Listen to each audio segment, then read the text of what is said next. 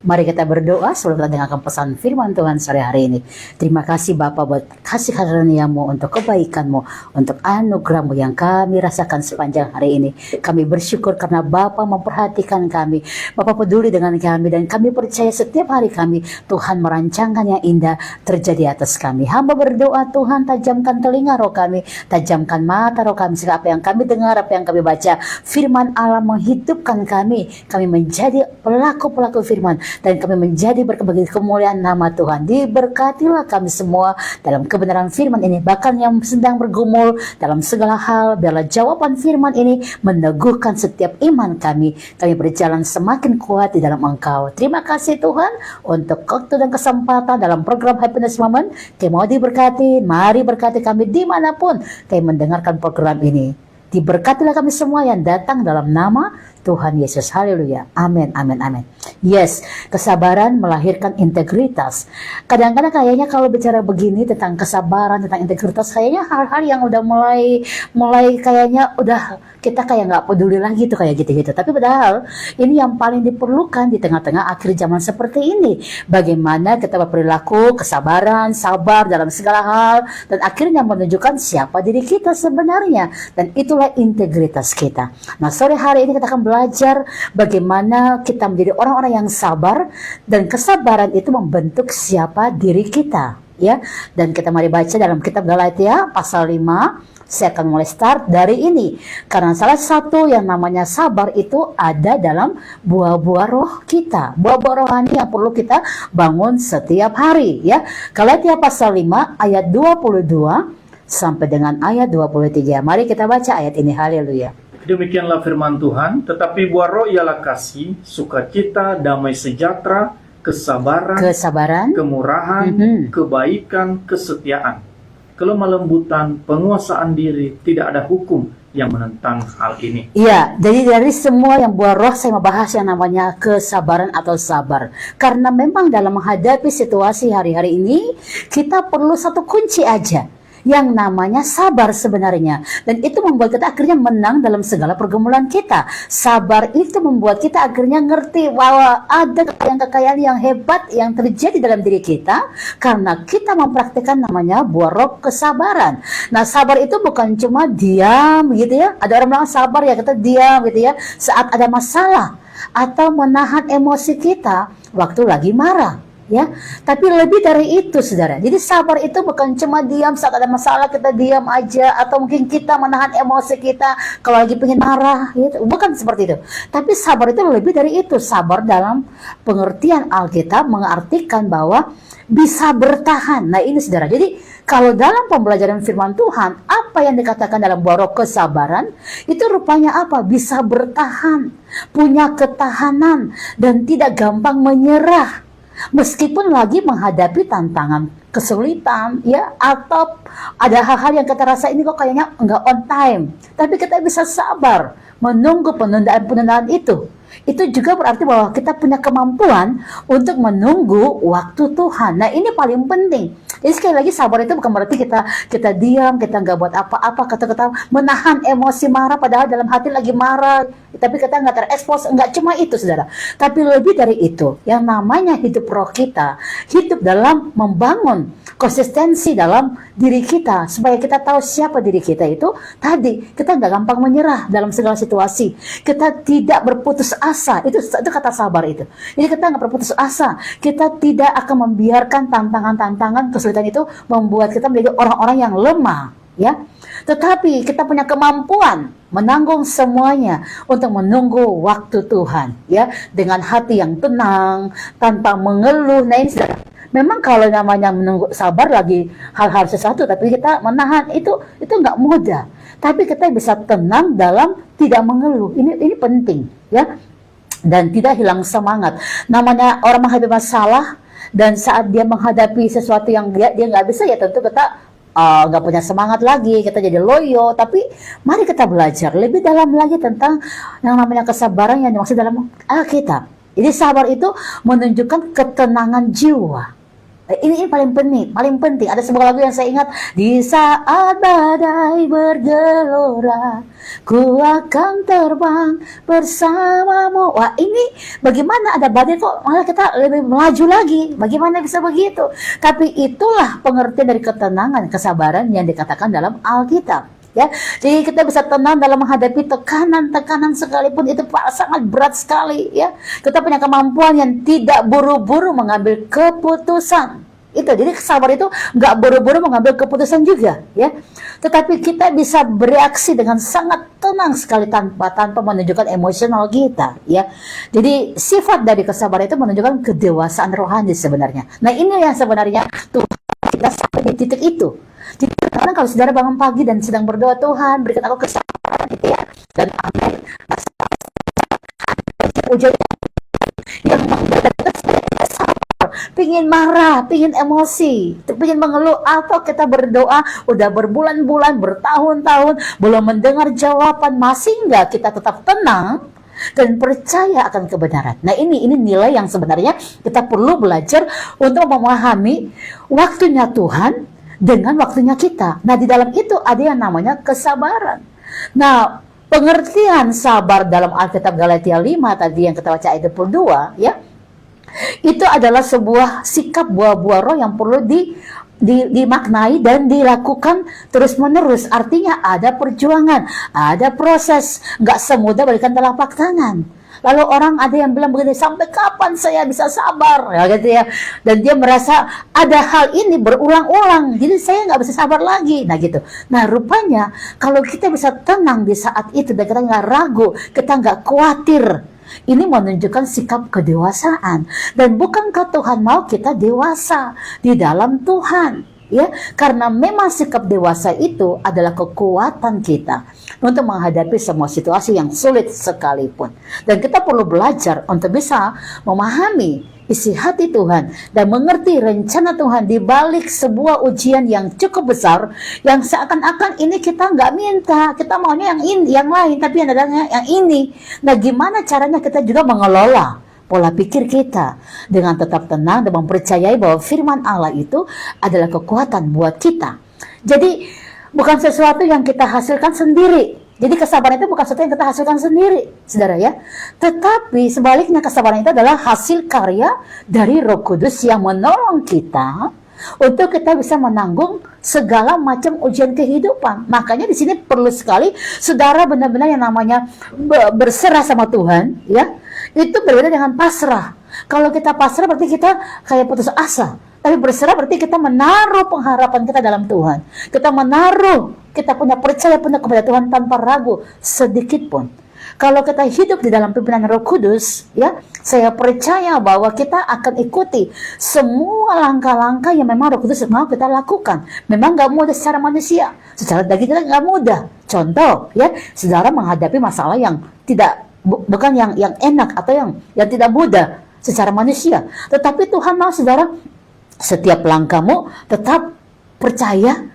Bisa nggak kita mempercayai itu, bahwa ada kuasa Tuhan dalam roh kita, dalam kekuatan kita yang kita miliki ini mungkin terbatas, tetapi ada kuasa Roh Kudus yang akan melatih kita untuk bisa menaklukkan emosi kita, ya, menaklukkan kekhawatiran kita, bahkan menaklukkan segala macam pikiran-pikiran yang negatif yang bisa melemahkan kita. Karena tanpa sadar, ya, setiap hari kalau kita taruh pikiran kita negatif, itu melemahkan kita, saudara. Jadi sekali lagi kita melakukan apapun, jangan pernah berpikir negatif. Karena yang namanya berpikir negatif itu tidak ada memberikan kekuatan. Orang kalau berpikir negatif, yang terjadi adalah melemahkan, ya, mematahkan semangatnya. Nah, di dalam Tuhan kita perlu belajar bahwa Roh Kudus mengajarkan kita, ya, kesabaran sebagai satu bentuk pekerjaan roh untuk kita mesti merelakan Tuhan ambil alih seluruh hidup kita, ya, bahwa kita harus bisa memiliki satu kekuatan dari Tuhan dan bukan kekuatan kita sendiri, ya, bahwa di dalam Tuhan kita percaya ada jalan keluar dalam segala sesuatu. Nah, bagaimana kesabaran sebagai buah roh untuk kita punya beberapa hal yang kita bisa rasakan, ada perubahan-perubahan dalam bersikap. Ya tadi penting sekali saudara mempersilahkan Roh Kudus menolong saudara, ya. Jadi kita tidak melakukan kesabaran karena kita mampu, karena seorang pun tidak bisa sabar secara manusia, ya. Tapi dengan dibantu, artinya Roh Kudus membantu kita akhirnya bisa melatih diri kita untuk menguasai setiap keadaan. Kita nggak bisa sabar dengan mengandalkan kekuatan kita dan kita percaya kita lakukan ini karena kita bisa. Nggak bisa begitu. Semua akan kembali yang namanya lemah atau patah semangat. Tapi kita harus menyerahkan semua kepada Tuhan. Dan tanda kita punya kekuatan roh itu karena kita punya hubungan dengan Tuhan. Jadi artinya, bagaimana saudara bisa kuat? Ya memang harus kembali membangun hubungan dengan Tuhan. Saudara harus berserah kepada kekuatan firman-Nya. Karena dengan mendengarkan firman-Nya, engkau mendapat kekuatan yang baru, ya. Makanya di dalam kitab Yesaya pasal 40 ayat 31 dikatakan sangat jelas di situ, ya. Orang yang menanti-nantikan Tuhan mendapat kekuatan yang baru. Nah, pekerjaan membosankan adalah menanti. Tetapi karena menantikan Tuhan, dengan kata lain, meminta pertolongan dari Tuhan, dengan kata lain, meminta Roh Kudus mengambil alih setiap langkah hidupmu, mengambil alih pikiranmu yang terbatas, mengambil alih sikap hatimu juga yang terbatas secara manusia, maka engkau akan melihat bagaimana engkau akan berjalan maju dan bahkan diumpamakan seperti Raja Wali yang terbang tinggi dengan kekuatan sayapnya kalau ada badai. Nah, mengapa perumpamaan itu Tuhan juga berikan buat kita supaya kita bisa belajar bahwa setiap orang Kristen itu diberikan kemampuan yang luar biasa, bisa terbang, bisa melangkah maju kalau justru ada masalah. Berarti dengan kata lain, apa masalah yang kau hadapi tidak bisa untuk saudara mengeluh atau marah-marah atau negative thinking, tapi kita perlu belajar sabar. Nah, sabar menghadapi ujian ini memang kalau kita mau belajar sabar, yang paling penting adalah saat menghadapi ujian. Ya, karena memang dalam ujian-ujian kehidupan itu kita kadang-kadang gagal fokus, gagal mempercayai firman Allah, gagal juga beribadah. Ada banyak orang punya masalah mau makan cari Tuhan, malah buat dirinya di rumah saja. Nah, ini kan membuat saudara akhirnya bukannya bertumbuh dalam Tuhan, tapi malah kehilangan banyak berkat. Yakobus 1 ayat 2 sampai 4, mari kita baca ayat-ayat ini. Saudara dimanapun berada, mari kita belajar sama-sama ya. Yakobus 1 ayat 2 sampai dengan ayat yang keempat. Apa yang Alkitab katakan, mari kita belajar.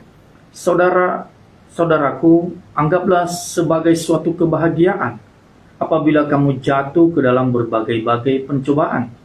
Sebab kamu tahu bahwa ujian terhadap imanmu itu menghasilkan ketekunan. Dan biarkanlah ketekunan itu memperoleh buah yang matang, supaya kamu menjadi sempurna dan utuh, dan tidak kekurangan suatu apapun. Nah, saudara, jadi sangat jelas, Yakobus berkata begini, ujian itu akan membuat engkau semakin kuat karena engkau bertekun dan engkau bisa menang menghadapi setiap masalah. Jadi ujian itu bukan cuma cobaan atau masalah biasa, tetapi rupanya ini adalah sebuah kesulitan atau tantangan penderitaan yang kita hadapi dan kita bisa menemukan jalan keluar. Ya, kalau kita tetap melekat bertekun dengan firman Allah, kalau kita bertekun untuk melakukan dan mengerti rencana Tuhan, kalau kita bertekun dan percaya bahwa rancangan Allah itu bukan kecelakaan tapi damai sejahtera untuk membentuk karakter iman kita. Apa tujuannya? Ada tujuan itu untuk membentuk karakter iman kita. Makanya nanti saya katakan lagi bahwa kesabaran melahirkan kualitas yang namanya saudara punya integritas sendiri. Nah, bagaimana kita terbentuk dengan setiap masalah-masalah ini? Karena gini, orang yang nggak sabar, orang yang mengeluh, orang yang negatif, itu karakternya jadi zero. Saudara tidak menjadi apa-apa, saudara. Tetapi dalam kesabaran itu akan melahirkan ketenangan hati. Dalam kesabaran itu melahirkan kerendahan hati. Dalam kesabaran itu melahirkan positive thinking. Dalam kesabaran itu engkau bisa punya pengertian yang lebih besar. Karena orang dewasa itu orang yang lebih mengerti daripada mau dimengerti, saudara. Jadi ini bagian-bagian penting untuk saudara bisa melihat bahwa ada pembentukan karakter dalam imanmu untuk menjadi indah di balik ujian-ujian yang kau hadapi. Jadi ujian juga bisa berarti sebuah pencobaan yang mungkin iblis juga lagi bekerja di sana, tetapi saya percaya semua itu mendatangkan kebaikan kepadamu karena engkau mengasihi Tuhan. Jadi sabar dalam menghadapi ujian ini akan menghasilkan juga satu ketabahan atau ketekunan dalam melihat rancangan Allah yang besar atas hidupmu. Jadi mari kita belajar untuk apapun yang kau hadapi, kualitas dan karaktermu akan membuat engkau jadi siapa engkau, ya. Engkau akan punya integritas, engkau akan berbeda sama orang lain, bahkan berkali-kali engkau diuji, tidak akan mengubah siapa engkau, karena sikap hatimu dalam kesabaran itu engkau tunjukkan. Nah, jadi sabar itu bukan cuma sebuah kata yang hanya sabar orang hanya menanti, menunggu, enggak. Tapi sabar itu melahirkan karakter-karakter yang lain. Sabar itu melahirkan karakter tadi, kerendahan hati, melahirkan positive thinking, melahirkan yang namanya berbesar hati dan dewasa. Baik dalam rumah tangga juga sama. Kalau suami nggak sabar sama istri, nah yang terjadi maka akan ada pertengkaran-pertengkaran. Sama atau istri yang tidak sabar kepada suami, akan terjadi banyak pertengkaran-pertengkaran yang luar biasa. Dan kita perlu belajar menaklukkan diri kita. Kita lihat satu contoh dari seorang tokoh yang bernama Abigail.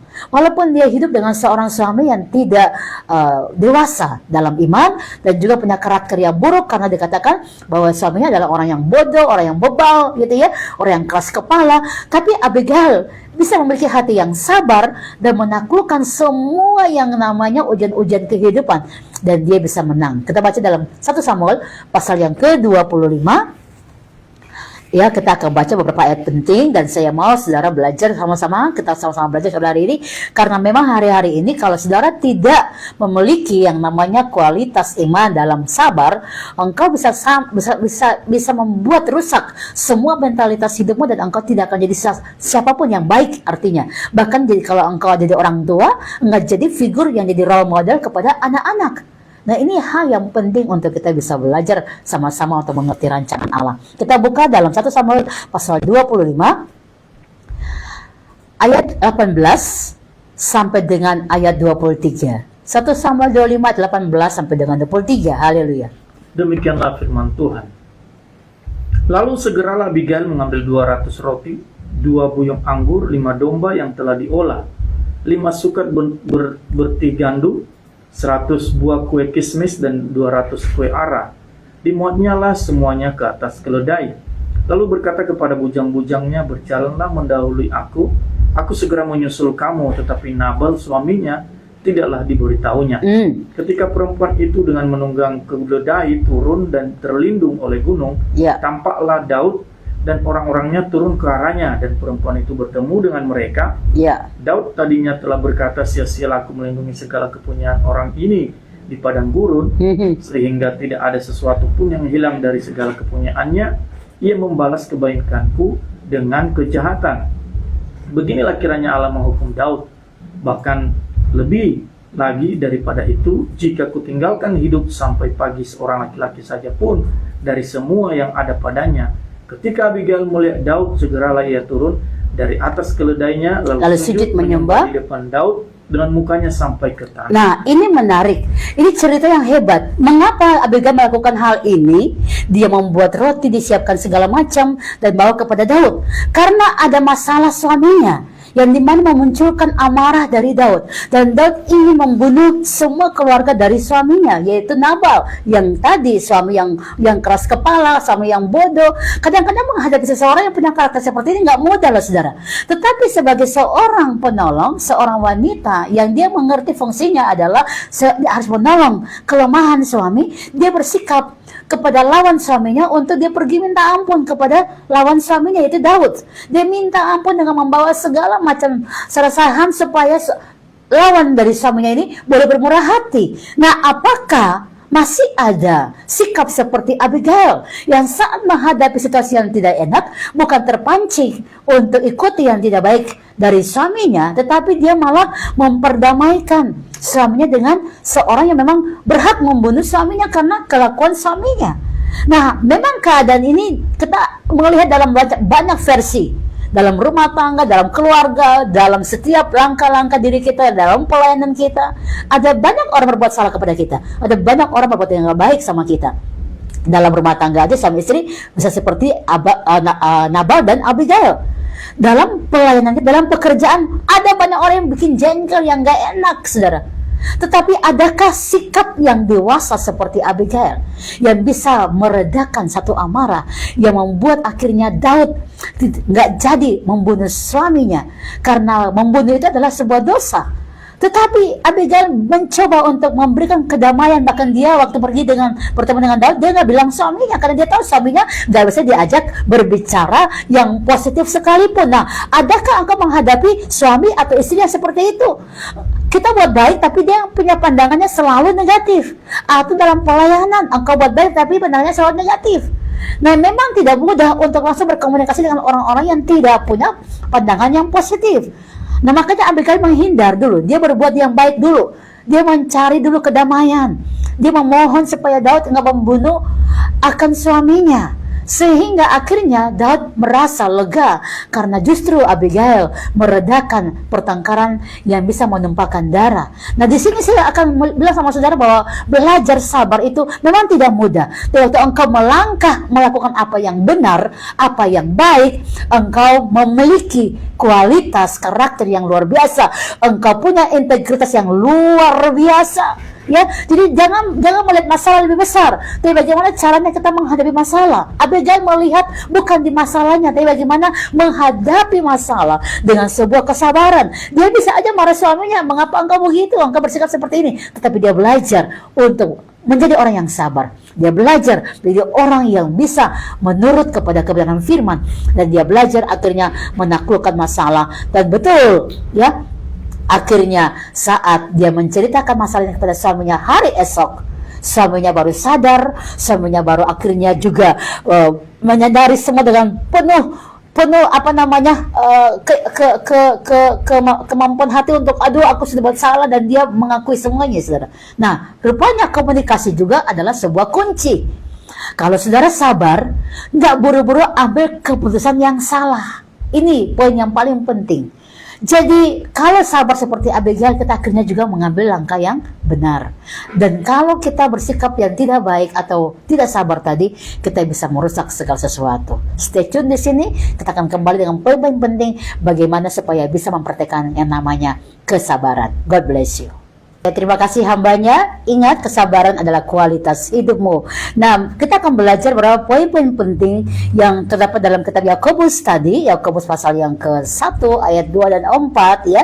Saudara-saudaraku, anggaplah sebagai satu kebahagiaan, ya, apabila kamu jatuh dalam berbagai pencobaan. Sebab kamu tahu bahwa ujian terhadap imanmu itu akan menghasilkan ketekunan. Dan biarlah ketekunan itu memperoleh buah yang matang supaya kamu menjadi sempurna dan utuh dan tak kekurangan satu apapun. Wow, luar biasa. Nah, dari ayat-ayat ini kita bisa belajar beberapa hal penting tentang kesabaran saat menghadapi ujian. Nah, hari-hari ini apapun ujian saudara, mari kita belajar. Yang pertama, ya, menganggap ujian sebagai kebahagiaan. Lah, kok bisa ujian kok dibilang kebahagiaan? Mana ada orang senang kalau punya masalah, ya kan? Tetapi dari sudut pandang Alkitab, ya, ini berbeda sekali. Ketika kita mengambil atau mengalami berbagai pencobaan dan kita mempersilahkan, artinya silakan, welcome, ya, yang berarti bahwa kita itu sudah siap, kita berani, kita tidak diajak untuk melihatnya sebagai satu hal yang bisa melemahkan kita, tapi kita melihat masalah itu sebagai satu kebahagiaan. Kenapa? Karena di balik ujian itu ada tujuan Tuhan yang sangat mulia bagi saudara. Jadi ubah pandangan kalau engkau ada masalah. Artinya jangan bilang belum satu selesai, satu lagi, belum lagi selesai, satu lagi. Nah, mari kita belajar melihat bahwa ujian itu adalah sebuah kebahagiaan, di mana engkau mempersilahkan Tuhan untuk mengambil alih seluruh hidupmu supaya engkau dibentuk oleh Tuhan seperti tujuannya Dia, rencananya Dia yang terjadi atas hidupmu. Maka hadapilah masalah apapun itu sebagai satu bagian dari kebahagiaan, karena di balik ujian itu tentu engkau bisa melihat Allah turut bekerja mendatangkan kebaikan bagi engkau yang mengasihi Dia. Yang kedua, ya, Lihatlah, ujian akan menghasilkan ketekunan atau ketabahan yang luar biasa dalam hidupmu. Engkau akan bisa belajar lebih rileks, lebih positive thinking, lebih tidak khawatir lagi, lebih tenang, ya. Kenapa? Karena disinilah intinya dari kesabaran itu. Bagaimana engkau hadapi ujian? Ujian terhadap imanmu itu akan menghasilkan ketekunan. Ya, dikatakan sangat jelas. Jadi kata ketekunan ini, ya, sering juga diterjemahkan sebagai ketabahan atau daya tahan. Dan Tuhan mau kita punya daya tahan. Sama kalau kita lagi capek, lelah, kita perlu minum obat vitamin supaya daya tahan tubuh kita kuat dalam menghadapi satu event yang besar. Mungkin kita butuh yang namanya vitamin, suplemen supaya kita bisa kuat. Nah, sama rupanya ujian itu terhadap imanmu menghasilkan ketekunan, ada ketabahan, ada daya tahan. Artinya supaya kalau ada menghadapi lagi, engkau sudah bisa tahu jalan keluarnya. Engkau bisa punya iman yang diuji, yang teruji oleh Tuhan, oleh karena engkau bisa mempersilahkan lagi, Tuhan mari ambil alih hidupmu. Tidak membiarkan yang namanya kekhawatiran, kecemasan menguasai engkau. Sabar dalam ujian berarti tidak menyerah, tidak mengeluh terus menerus, tidak berputus asa, tetapi membiarkan otot-otot rohani saudara semakin terlatih, semakin kuat, supaya saat ada lagi menghadapi ujian engkau bisa melewati semua dengan ketenangan. Yang ketiga, apa poin yang kita bisa ambil sebagai orang yang sabar, yang akhirnya memiliki kualitas yang luar biasa? Membiarkan ketekunan itu berbuah matang untuk sebuah kesempurnaan, yaitu rancangan Allah terjadi atas hidupmu. Yakobus melanjutkan bahwa, dan biarkanlah ketekunan itu memperoleh buah yang matang, supaya kamu menjadi sempurna dan utuh dan tidak kekurangan satu apapun. Nah, inilah kualitas atau integritas diri saudara di dalam Tuhan. Tidak kekurangan satu apapun, mencapai target dari Tuhan. Ini kadang-kadang kita mulai jadi orang-orang yang putus asa, mengeluh, kita nggak lihat kepada rencana Tuhan. Nah, mari kalau engkau bisa menjadi sempurna dan utuh dan tidak kekurangan satu apapun, berarti ini maksud Tuhan terjadi atas diri saudara. Ini menunjukkan bahwa engkau sedang terproses untuk menjadi seorang yang dewasa. Engkau membiarkan itu yang terjadi itu untuk engkau tahu bahwa Allah sedang bekerja. Allah sedang melakukan satu hal yang besar. Tujuan akhirnya adalah agar kita menjadi sempurna dan utuh dan tak kekurangan satu apapun. Dan itulah, this is your character, this is your integrity. Dewasa rohani, saudara benar-benar jadi orang yang tangguh, orang yang tidak jadi kanak-kanakan dalam iman, tapi engkau belajar untuk melihat rencana Allah yang terjadi atas hidupmu. So, hari ini apa masalah saudara? Mari belajar sabar, karena itulah integritas hidupmu yang menjadi pola atau poin Allah mau engkau ada di titik itu.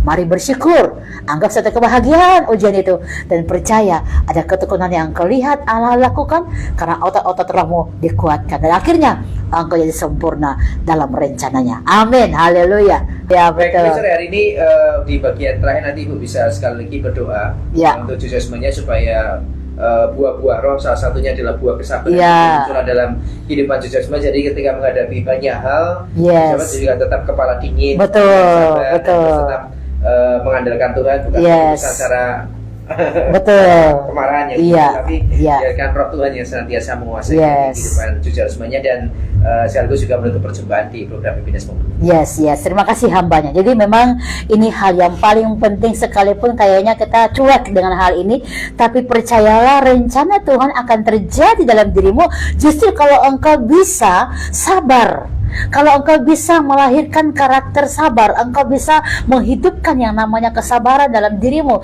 Karena saya katakan tadi di awal, sabar itu bukan cuma satu sikap yang kita mungkin duduk tenang, baik, diam gitu, enggak. Tapi sabar itu akan melahirkan karakter kerendahan hati, ya. Jadi sabar itu melahirkan karakter kerendahan hati. Sabar melatih kita untuk positive thinking, ya, yang kedua. Yang ketiga, sabar juga membuat kita jadi orang yang dewasa, penuh pengertian. Orang dewasa itu penuh pengertian. Kalau anak-anak tuh nggak mau dimengerti, dia lebih banyak mau dimengerti, saudara. Tapi kalau kita dewasa, kita bisa mengerti, saudara. Ada yang kata video karena ada ujian hidup yang rasanya biar aja, tahu-tahu besok dia jadi lagi marah-marah lagi. Ini saudara, mari kita belajar. Ini happiness momen benar-benar ya, luar biasa ya. Jadi hal sederhana tapi jangan dicuekin karena kita punya integritas, kita punya karakter. Luar biasa. Hari-hari ini jangan biarkan engkau kalah karena masalah, karena ujian atau karena emosi yang mudah meledak, yang suka marah-marah. Jangan masukkan kepala di kulkas, tapi belajar untuk meminta Roh Kudus bahwa aku dalam ketenangan spiritual ya, supaya engkau bisa melihat bahwa dalam setiap kesabaranmu rencana Allah akan terjadi dalam hidupmu. Haleluya ya. Jadi tetap semangat istri, jangan biarkan suami lebih tinggal di satu rumah daripada tinggal dengan engkau yang cerewet. Ya, tapi mari belajar untuk mengerti ya, untuk bawah dalam kesabaran semua masalah apapun pasti dapat terselesaikan.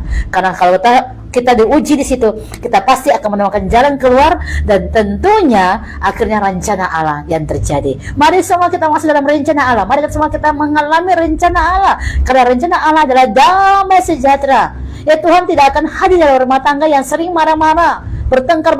Tuhan tidak akan hadir di situ.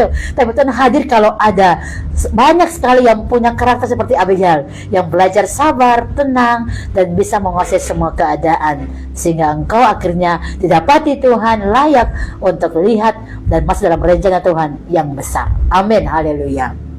Kita akan berdoa, dan mungkin saudara yang sedang ikut dengar program ini berkata, ya, aku mau belajar menghadapi teman-teman di kantor, teman-teman di dalam bahkan pelayanan. Semua keinginanmu yang baik ini saya yakin kalau engkau mau belajar terproses dengan rencana Allah, saudara akan melihat rencana Allah terjadi dalam hidupmu yang membawa damai sejahtera, sukacita, dan kemenangan kekal ya.